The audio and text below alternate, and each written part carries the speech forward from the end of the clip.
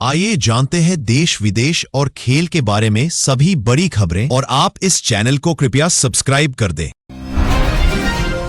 दिल्ली में प्रदूषण का स्तर बढ़ा। दिल्ली की हवा आज फिर खतरनाक स्तर पर पहुंच गई है। AQI सीवियर कैटेगरी के करीब पहुंचने से सांस और आंखों से संबंधित समस्याएं बढ़ रही हैं। सरकार smog towers, work from home और वाहनों पर प्रतिबंध जैसे कदमों पर विचार कर रही है। बच्चे और बुजुर्ग सबसे ज्यादा प्रभावित हो रहे हैं। डॉक्टरों ने लोगों को मास्क पहनने और बाहर के काम कम करने की सलाह दी है। सर्दी के मौसम में प्रदूषण का प्रभाव और भी बढ़ जाता है।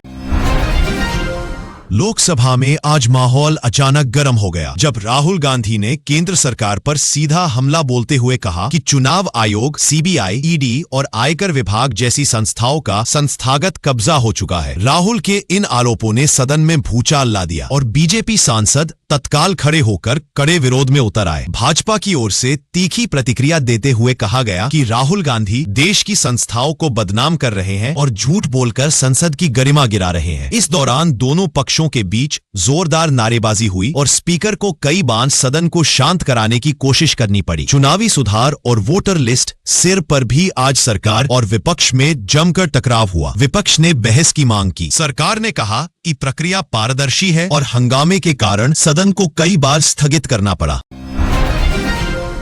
भारत में 2026 चुनावों की तैयारी। 2026 के आम चुनावों को लेकर राजनीतिक हलचल तेज हो गई है। बड़े नेता लगातार रैलियां कर रहे हैं और सोशल मीडिया पर नए गठबंधन चर्चाओं में बने हुए हैं।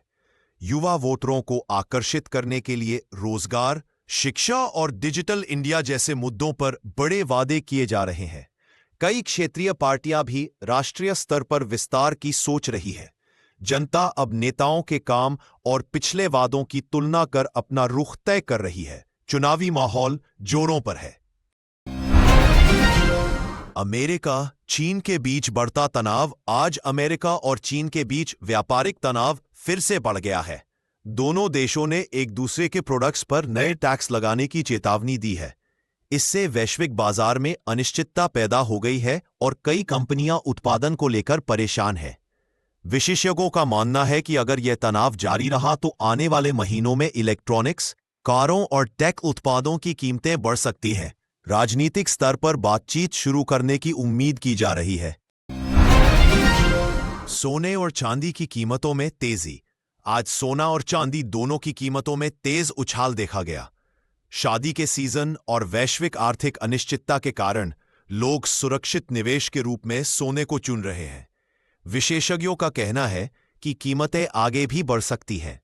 ज्वेलरी बाजार में भीड़ बढ़ गई है और कई दुकानों पर स्टॉक कम पड़ने लगा है। निवेशक यह समझने की कोशिश कर रहे हैं कि कीमतों का यह उछाल कब तक चलेगा। उत्तर भारत में कड़ाके की ठंड। उत्तर भारत में ठंड ने आज जोरदार दस्तक दी है। दिल्ली, पंजाब, राजस्थान और उत्तराखंड में तापमान तेजी से गिरकर रिकॉर्ड के करीब पहुंच गया है। सुबह और रात के समय कोहरा इतना घना है कि सड़क और रेल परिवहन प्रभावित हो रहा है। अस्पतालों में सर्दी बुखार के मरीज बढ़ रहे थे। कई स्कूलों में छुट्टी या टाइमिंग बदलने पर विचार हो रहा है। लोग हीटर, गर्म कपड़े और गर्म भोजन की ओर ज्यादा झुक रहे हैं। मौसम विभाग ने अगले कुछ दिनों तक और ठंड बढ़ने की चेतावनी दी है। साइबर सिक्योरिटी का बड़ा अलर्ट। कई देशों ने मिलकर दावा किया है कि आज एक बड़े साइबर हमले को सफलतापूर्वक रोका गया है। हैकरों ने लाखों लोगों का डेटा चुराने और सरकारी सिस्टम हैक करने की कोशिश की थी। साइबर टीमों ने समय रहते हमला रोक लिया, लेकिन विशेषज्ञों का कहना है कि आने वाले समय में साइबर खतरे और बढ़ेंगे। लोगों को पासवर्ड बदल लें, 2 स्तरीय सुरक्षा अपनाने और संदिग्ध लिंक न खोलने की सलाह दी जा रही है। कंपनियां भी अपने सुरक्षा सिस्टम मजबूत कर रही है। इसरो, नासा की नई अंतरिक्ष खोज। इसरो और नासा ने संयुक्त रूप से एक दूरस्थ ग्रह पर पानी जैसी गतिविधियों के संकेतों की जानकारी साझा की है। यह संकेत ग्रह की सतह के नीचे मौजूद किसी बर्फीले क्षेत्र या भूतपूर्व समुद्री निशानों की ओर इशारा कर सकते हैं। वैज्ञानिक इस खोज को मानव इतिहास के लिए बेहद महत्वपूर्ण मान रहे हैं, क्योंकि यह भविष्य में दूसरे ग्रहों पर जीवन की संभावनाओं के अध्ययन को नई दिशा देगा। आने वाले महीनों में दोनों एजेंसियों द्वारा विस्तृत डेटा जारी किया जाएगा।